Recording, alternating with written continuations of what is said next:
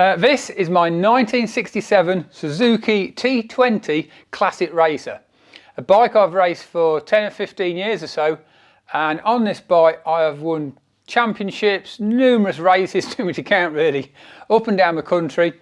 It really is a missile and an absolute joy to ride. What I'm doing now is I'm cleaning it all up. It's sat around for a few years. What I'm doing now is cleaning it up, preparing it. I'm going to whip the heads off, I'll show you inside the engine, carbs off, clean them up, and I'll give you a guided tour around the bike to show you what it is that makes this bike so special. So that's fair enough, and here it is in its full naked glory. And I don't know about you, but I think this is one of the most gorgeous looking bikes. Okay, I'm a bit biased, but look at that. It just looks what it is, fast and furious. Okay, I'll take the camera off the stand now and I'll give you a little guided tour of all the different bits and bobs. So it's a heavily modified frame. It was done by Andy Bacon. I did my own, but I picked this one up cheap. These strengthening bars here are all added because the Suzuki frame's quite flexible when you start doing these kind of horsepowers. And I also added on the swing arm these box sections here, both sides, because the swing arm's mounted to this plate and it's very flexible and moves around a bit, and that's stiffened the back end up. So let's start at the front, having just briefly showed you that. Suzuki GT 750 front hub, a four leading shoe, double-sided front brake, as you can see. Heavily lightened. I've taken off all kinds of metal on that. These plates are very, very lightened. I've removed a ridiculous amount of weight, although it's still far too heavy. But boy, oh boy, is that a good brake. Full race linings, and it stops you like you wouldn't believe. Forks, I believe, I never did know, are Kawasaki S1C, the 250 model. I used to have RD 250 forks, but I crashed at Snetterton and bent them. The yokes were something I picked up from somebody who'd manufactured some from scratch. There's a few problems with those, which I had to get welded and modify them, but they've been on now for several years, so they seem to do the jobs. So attached to the yokes is an Öhlins steering damper. It's adjustable damping. They are really, really useful. It's a top-notch damper, that is, and you can easily adjust it during the race with a click there, which you need to. It really is a good bit of kit. It made a very good difference. Very, very nice. You'll have noticed the tacho's missing. It should here have a Skitsu tacho just here. Unfortunately, it packed up. I sent it off to the manufacturer to see if they could renovate it, and they told me no, it was beyond repair, and so I left it with them. So there's a bit of space there. So it needs a Skitsu. Rear wheel is a standard T20 one. Again, lots of weight removed, as you can see from that side. You can probably see the gap in the brake plate here. Loads has gone off there. And there we have the sprocket holder, all reduced in size and holes everywhere. It makes it look nice, and it really does remove that unsprung weight which you don't want. Falcon shock absorbers, top-notch stuff. They really were the bizzo. And that's the main parts of the chassis. Aluminium tank, which was made by a chap who doesn't make them anymore, he's long retired. I went to look at the price of a new one. You're talking about £1,200 for a tank. Phew. Nice seat there from Ragged Edge Racing. Thank you, Spike, made specifically for this bike. And now let's have a look at the engine, because there's quite a lot of modifications here if you know the standard T20. Actually, before I show you the engine, I've just remembered the rubber mountings. If you look here on the frame and here, and you can see the other side, totally different way of mounting the engine to the standard T20, which is normal brackets, and that's because the vibrations, though they're not much, basically cause problems. They broke the casing here. That one's not broken because it's a replacement casing, but I've broke the casing across there. Every T20 race bike you see that's not rubber mounted seems to have a break there. And it peeled this bracket off the frame, snapped all that. So what I did was fitted TZ engine mounts. You can just see one poking out there, rubber mounts, in little cylinders in different parts around the frame, and with little sort of top hat system, you can probably see here, pushing against the inner, which totally separates the engine from the frame other than via the rubber. All the details are on my website, T20Suzuki.com, if you want to know more about that. Right, back to the engine. So let's start with the cylinder heads. The cylinder heads look standard, and in a way they're actually specials though that were cast for me. They used the original heads as a mould, but added more material around here where the spark plug is, so we could have a centre plug mounted sort of vertically with respect to the cylinder, and a little bit more meat inside the combustion chamber, which we could then machine out to get the squish, compression and capacity absolutely spot on. So they look bog standard, they aren't by a long chalk. Cylinders have had the iron liners removed, aluminium liners, aluminium alloy liners installed instead, and then Nickel plated, running Honda CR125 motocross pistons inside, single ring pistons. A lot of modification and very heavy porting. As part of the porting, the carburetors, mountings, these have been machined off the back of a barrel here. There's been quite a lot machined off, so we can get these mounting brackets, these manifolds in there, very close, and to give the correct downdraft, if you look at the carburetors for downdraft on it. And that means we can get a really good angle on these going in. The porting is TZ250G kind of spec, very close to that.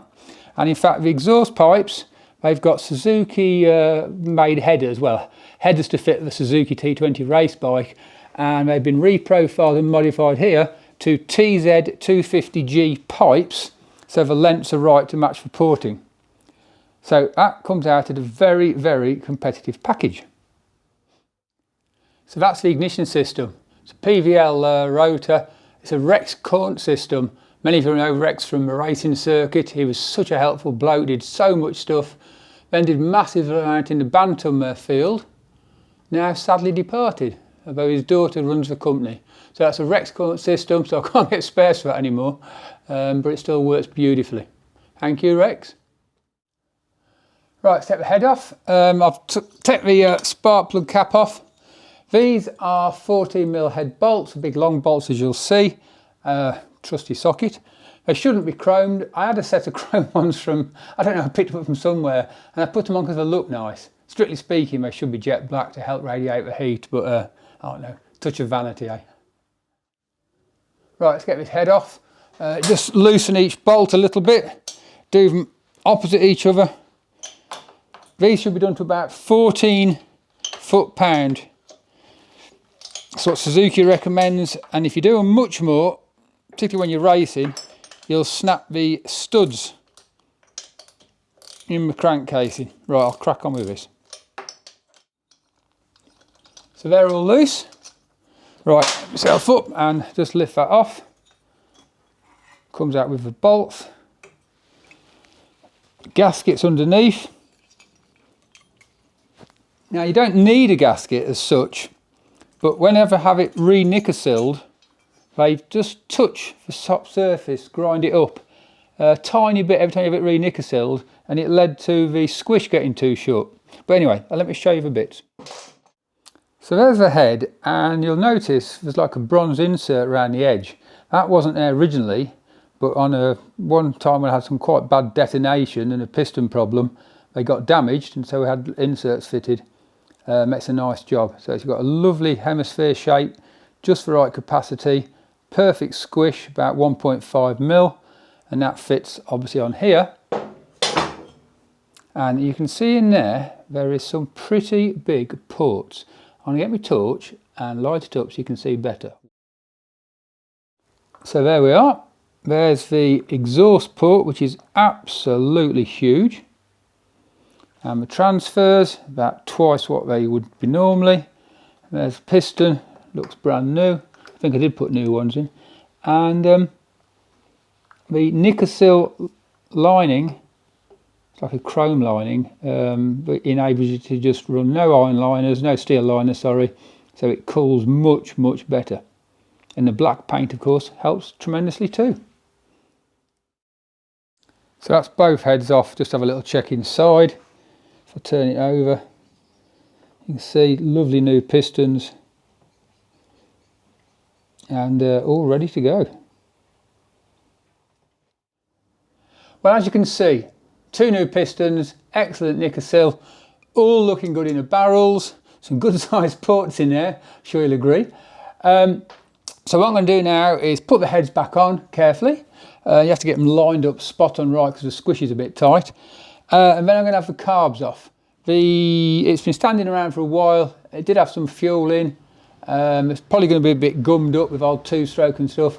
So I'll just make sure all of the passages inside the carbs are clean, give them a good clean out and get them back on. So heads on, carbs off. Now to get the carb off, I have to unscrew the top of the carb and take the clamp bolt off here. Now these are at an unusual angle, you might think. Why have them like that? Most people would put that screw so it's either at the top or at the bottom because it looks neater. But when you're racing, you pull in, you have to whip the carb off quickly. If you've got the fairing on, you can't get a screwdriver in, but if it's in that position, you can.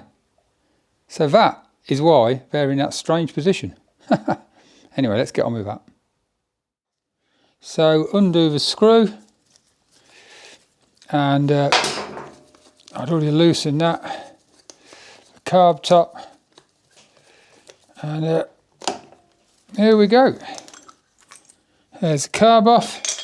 Oops, there's a manifold, as you can see, nice and close to the head. So you can see the size of a transfer port there to turn the engine over. Pretty big. Certainly had some power, this engine.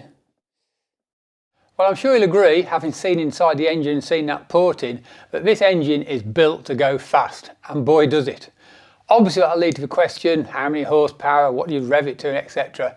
I haven't dynoed it in recent years with this latest set of tune, which I know is faster than it was before, so I don't know.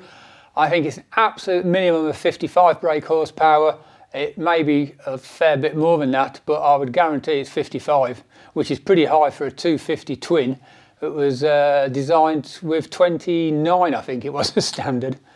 As for revs, when it's colder at the start of a race, it'll pull from 9,500 quite well. It hits turbo mode at 10,000 and then just revs and revs and revs. I try to keep it to 13,000 in the bottom 3 gears, mostly because it's so quick so quick up there. You have to change very quick, and about 12.5 in the higher gears. But yeah, you could rev it high if you wanted, I feel, but I'm not sure you gain a whole lot. So you've got a decent rev range, sort of 9,000 plus. But when it gets hot towards the end, to be honest, it drops to 10,000 before it starts pulling away. But you've still got a very usable rev range to give you lots of fun on the course. So there we are, all been done, all checked over, everything's okay, all ready to go racing again. It's perfect tip-top condition. Unfortunately, I'm not anymore. Having been racing for a long time and getting on a bit, I've got chronic arthritis in my wrists and neck and back, and you just don't want to know. Which means my racing days are over, sadly. So I won't be sitting on it. And actually, for the last 4 or 5 years, it sat here gathering dust, and I just couldn't bring myself to sell it. I found it too emotional. I do love this bike. But now it's gone, I've sold it. It'll be collected sometime next week or week after. And the guy who's buying it is a very enthusiastic racer. He'll love it and pamper it as much as I do, thrash it as much as well, no doubt. And he's desperate to win a couple of championships on this. And I'd much rather it be out there on the track than sitting where it was down here, just gathering dust. Anyway, I hope you've enjoyed this video. If you have, please will you click like on the old click button and subscribe to my channel if you don't already. There's loads of bike videos on there, not just T20s, some old aerial stuff, BSAs, there's loads of stuff, and it's growing all the time. So do please subscribe. Anyway, thanks for watching, hope you've enjoyed it, and hopefully see you again some other time.